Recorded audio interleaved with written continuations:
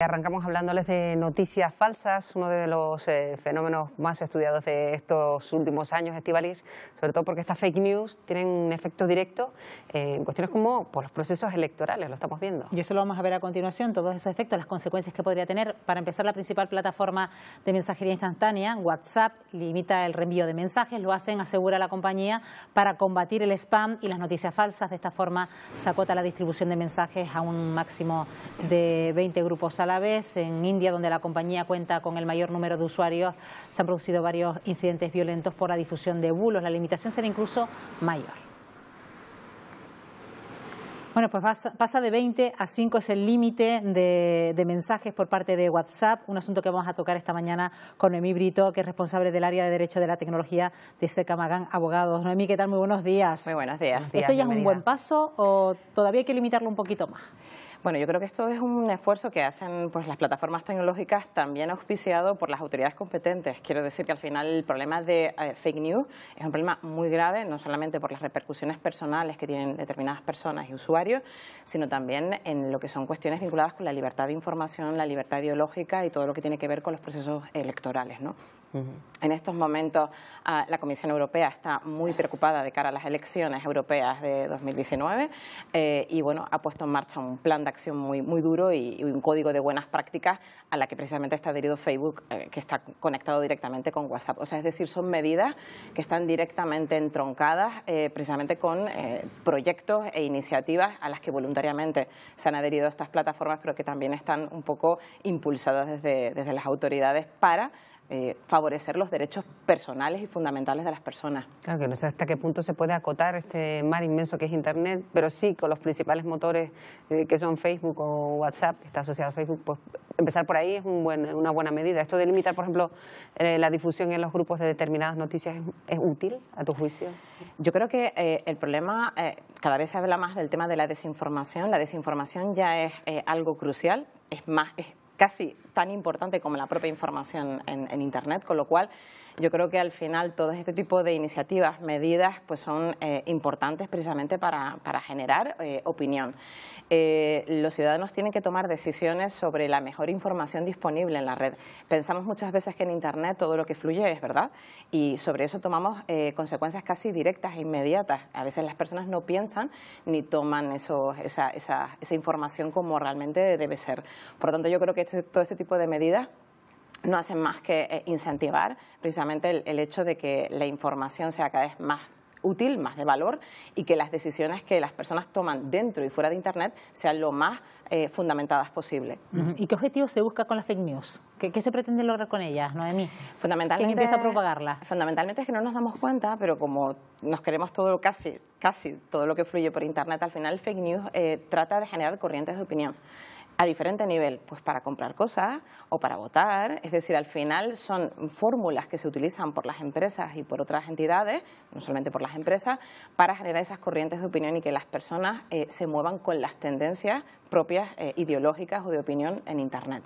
Con lo cual no deja de ser una herramienta que puede ser interesante, pero es que es peligrosa también para las personas. Con lo cual yo creo que todo el mundo tiene que tomar esa conciencia de que Internet es una fuente importante de toma de decisiones, de información, nos ayuda a muchas cosas en la vida del día a día, pero también puede ser un elemento que puede distorsionar nuestras decisiones, nuestra opinión a la hora de hacer cosas. Y por lo tanto yo creo que es algo bastante importante. Es tan importante tener esa información como tener una buena información de valor. Y hoy que estemos hablando de esto, de que tomemos conciencia, Noemí, tiene mucho que ver con lo que ocurrió allá por el año, hace muy poco, de la filtración de los datos de Facebook a Cambridge Analytica. Sí, tiene mucho que ver. Básicamente ahí ya tienes una derivada quizás más de corte ideológico, de corte político. Es fundamental porque al final esto que se suele decir que la información es poder, pues nunca mejor dicho, porque en estos momentos el hecho de que una persona cambie de opinión ideológica o vote a un partido o a otro, al final da poder a quien de alguna manera está moviendo esas corrientes de opiniones y esos datos en la red.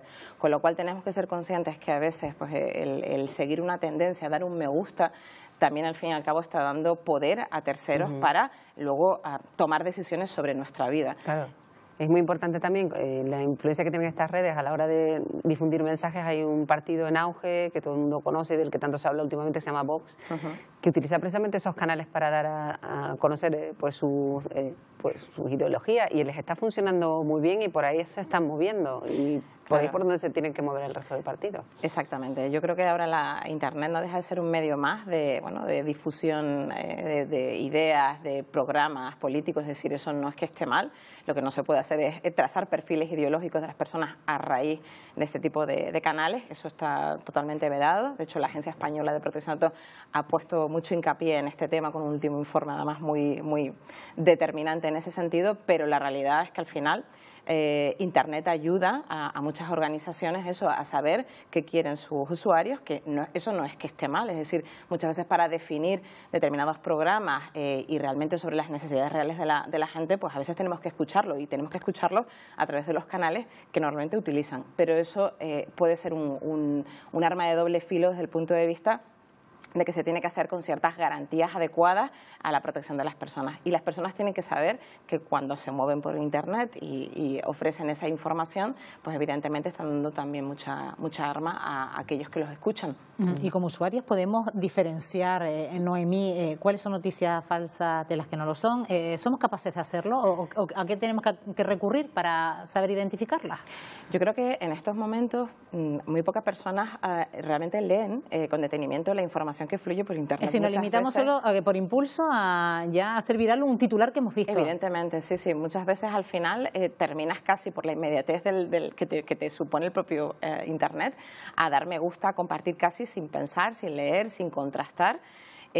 Yo en ese sentido creo que animo a la reflexión de que la información que fluye por cualquier canal tenemos que de alguna manera ser capaces de contrastar, de generar esa opinión un poco cotejada con otras fuentes, que yo creo que es fundamental en estos momentos. Los usuarios vamos un poco por detrás, quiero decir, al final los usuarios estamos metidos en esa dinámica del corre-corre, de le doy a me gusta, comparto. Quiero ser el primero en anunciar esta noticia, por ejemplo. Exactamente, y a veces no tenemos ni la capacidad ni el tiempo suficiente para contrastar. Pero creo que es fundamental en tiempos de Internet contrastar, porque en ese sentido muchas entidades, muchas empresas, muchas organizaciones nos llevan la delantera, porque conocen esta debilidad y esta falta, entre comillas, de tiempo y a veces de capacidad, y de alguna manera se aprovechan de la misma. Y por lo tanto, que nos quedamos con el titular. De hecho, hay otras, cuando alguien quiere que se lea lo que va dentro, ya te tienen que hacer incluso hasta un llamamiento muy específico para que abras la noticia. O sea, que sabe que la mayoría de las personas nos quedamos con el titular, y ya sobre la marcha se reenvía. Sí, y además los titulares son muy peligrosos, porque depende de quién tiene el titular, la interpretación también puede ser en un sentido o en otro, ¿no? O sea, que yo creo que al final es muy importante que la gente adopte una posición crítica, incluso en Internet. Y eso también se educa, y eso de alguna manera también pues debemos comentarlo y trasladarlo pues a nuestros hijos, porque al fin y al cabo ellos se mueven fundamentalmente en Internet. O sea que al final en ese sentido creo que es tan importante la libertad de información como la libertad de no estar desinformado. En ese sentido, tanto la Comisión Europea como las distintas organizaciones están llevando a cabo planes de acciones urgentes. Hay un código de buenas prácticas aprobado para evitar la desinformación y la fake news, con lo cual eso nos da una dimensión real del problema y de cómo estamos siendo muchas veces manipulados en Internet y fuera de Internet a raíz de la información que fluye en Internet. Y eso es un problema grave, y los usuarios tienen que ser conscientes de esta situación. Bueno, si ya le damos un compartir a ese titular, no me quiero imaginar cuando llega un audio. No sé si le da más credibilidad cuando nos llega un audio de una historia que está contándonos una persona, Noemí, porque a veces nos impacta más escuchar la voz de una persona que nos está contando sobre un caso que ha ocurrido que realmente no ha ocurrido, no ha sido así. Claro, o sea, al final, como te lo cuenten, si es con un audio, con un titular, con una fotografía, muchas veces la desinformación también son imágenes. Yo creo que con independencia del canal, la gente tiene que pararse y pensar, tiene que saber si, incluso a veces esa compartir... Y que podemos estar haciendo daños a terceros. Que a eso voy, eso, ¿no? Justamente iba a comentarlo. Y no sé hasta qué punto eso queda en la memoria de todos, por mucho que se intente borrar, ¿no? Claro, no solamente es un problema de desinformación, sino eso de impacto de lo que compartes o haces sin pensar, desde el punto de vista de los derechos de terceros, incluso de tu propia reputación. Si tú compartes cosas, también queda marcada tu propia huella vamos a decirlo así, ideológica o digital. Con lo cual, todo va en sintonía.